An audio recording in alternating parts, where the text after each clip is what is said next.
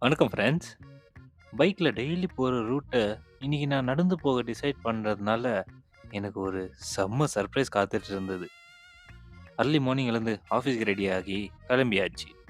இன்னைக்கு கொஞ்சம் work, breakfast, அப்புறம் காஃபி, அதுக்கப்புறம் லஞ்சு, இப்படியே ரெகுலரா ஒர்க்கு போகுது. ஈவினிங் வீட்டுக்கு வந்து ஃப்ரெஷ் ஆயிட்டேன். இன்னைக்கு டார்கெட் 8500 ஸ்டெப்ஸ்.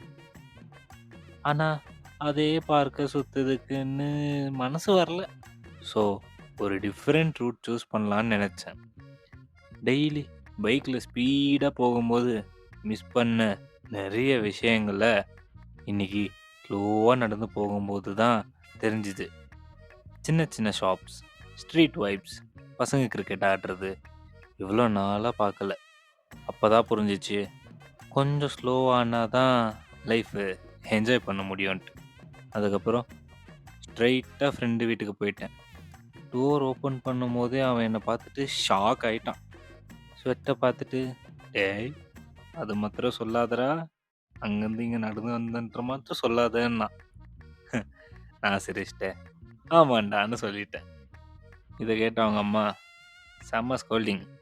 நான் வந்த விஷயத்துக்கு போனஸா அவன மாட்டி விட்டாச்சு. இது போதும் எனக்கு. அதுக்கப்புறம் கொஞ்சம் தூரம் ட்ராப் பண்ணேன்னு கேட்டேன். அவனும் ட்ராப் பண்ணான். அங்கருந்து மறுபடியும் walking continue. Finally target completed. 8000 steps ton.